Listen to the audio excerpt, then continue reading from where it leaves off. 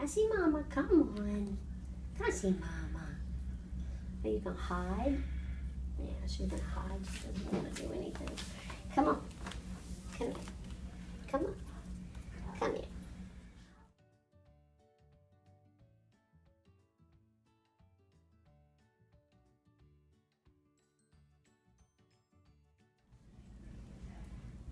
Okay.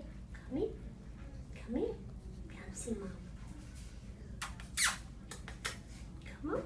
Come over here. See Mama. No, the last time I came, there's pieces of me all over the floor. Okay, come on. Come on. I think she just pooped on the floor. Come on. Well, come on. Mama, put you back up. Mama, put you back up. Come on. Come on. Come here. Up. Step up. Come on.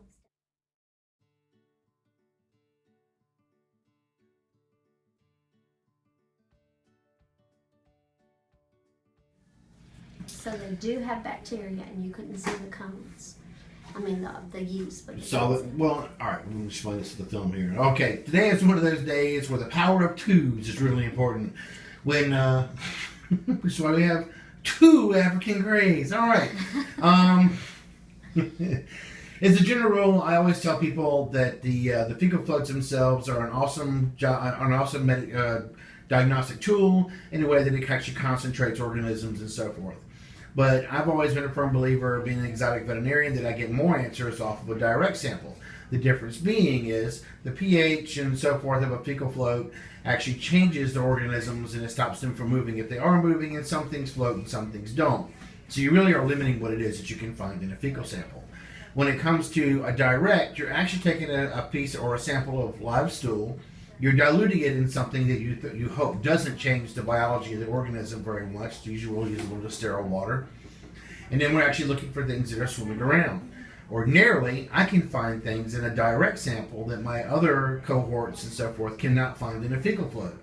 Today is the backwards day. So I did my usual thing. My technicians hand me a sample of, 2 samples of poop from these 2 beautiful birds. I go in the back, I'm looking in this direct, and all I can say is there really is not a whole lot of organisms. So I walk in here and I tell Mom I'm not seeing a whole lot of bacteria, which I really wasn't. But I could find no other reasons for these birds' maladies, and they both came in with some rather runny stool and have had a history of same.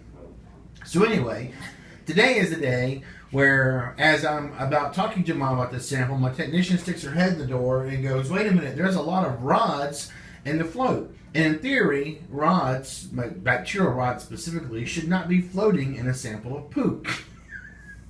Because that's what that sample is supposed to do, is separate those organisms.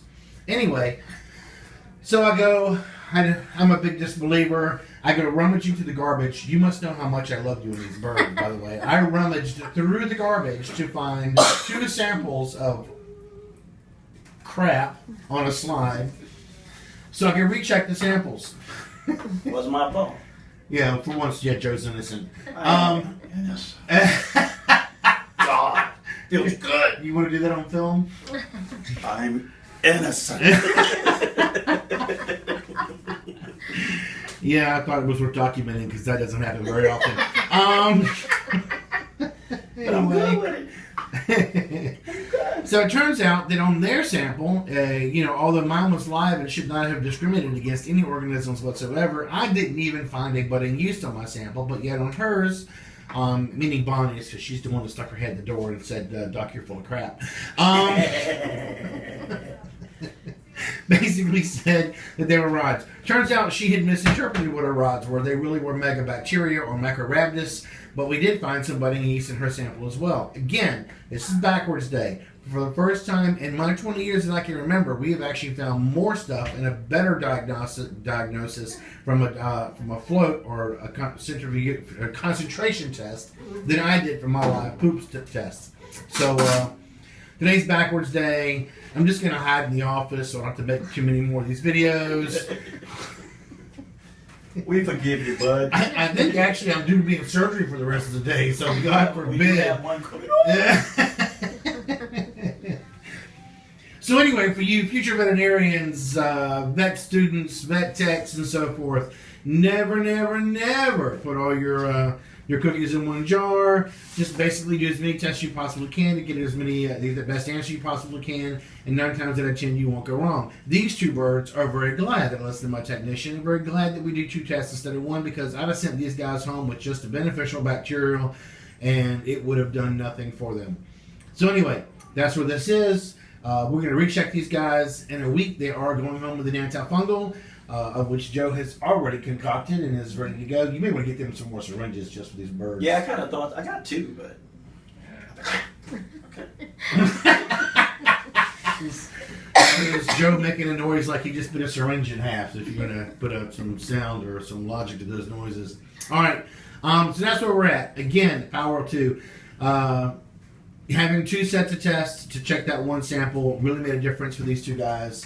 And I can't state that enough. I can't say how many veterinarians or animals I have coming from another veterinarian for a recheck or a second opinion. And if they've just done the second test or spent a little bit extra time looking for that 1 little bit extra sample, they probably could have made a righteous diagnosis, made a client for life, and made me look like crap. Okay. Yes, he's a total one. Trust me. They don't come with a crazy bit for nothing. All right, so yeah, I can use the word crap. I'm done. Later.